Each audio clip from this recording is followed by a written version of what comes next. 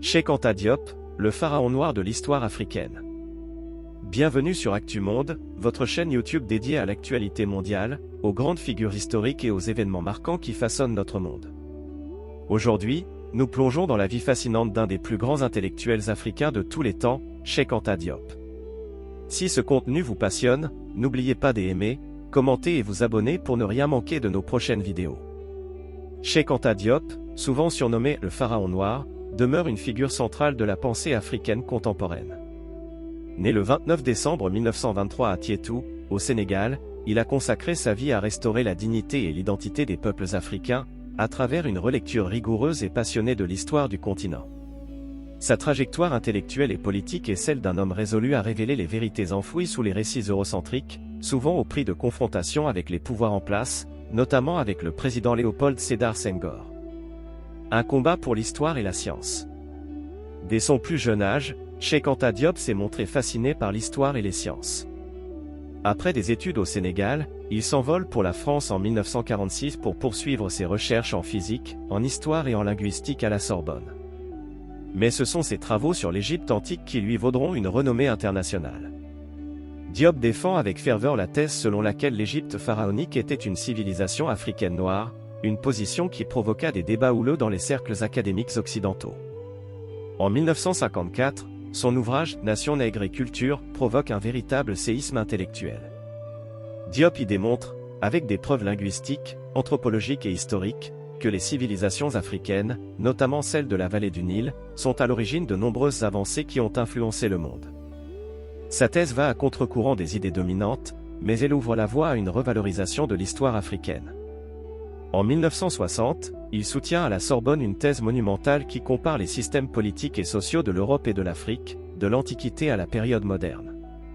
Bien qu'elle soit reconnue pour sa profondeur, elle ne reçoit que la mention honorable, un euphémisme pour indiquer qu'il ne serait pas intégré dans l'élite universitaire française.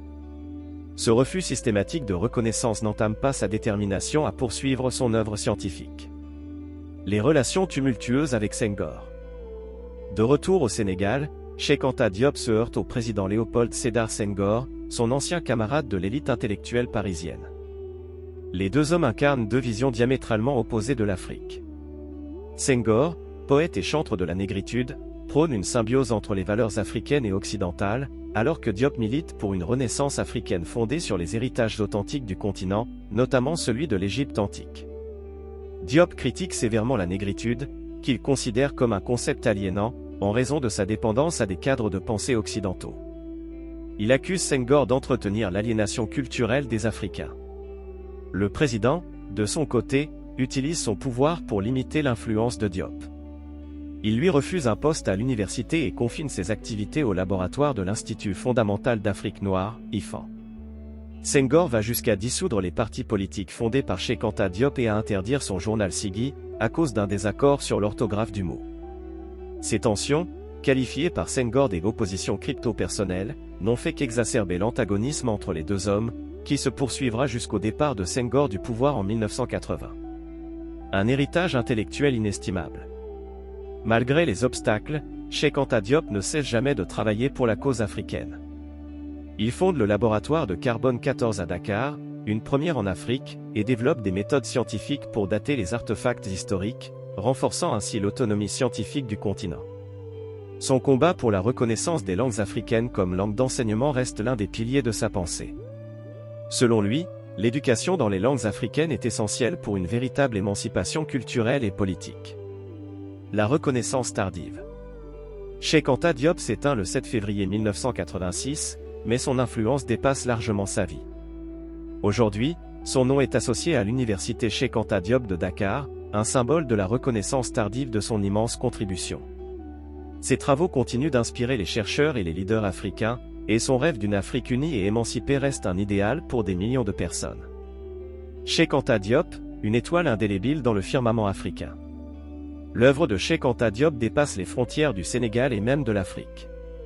Elle représente un appel universel à la dignité, à la vérité historique et à l'autodétermination. En replaçant l'Afrique au cœur de l'histoire mondiale, il a offert à son continent une boussole pour naviguer vers un avenir plus juste et plus prospère. Merci d'avoir suivi cette exploration de la vie de Cheikh Anta Diop, ce pharaon moderne qui a illuminé l'Afrique et le monde entier par son savoir. Chez Actumonde, nous croyons qu'il est essentiel de revisiter l'histoire pour mieux comprendre notre présent et construire un futur prometteur. N'oubliez pas de vous abonner, d'activer la cloche pour recevoir nos notifications, et de partager cette vidéo avec vos proches. Ensemble, continuons à célébrer les figures qui changent le monde.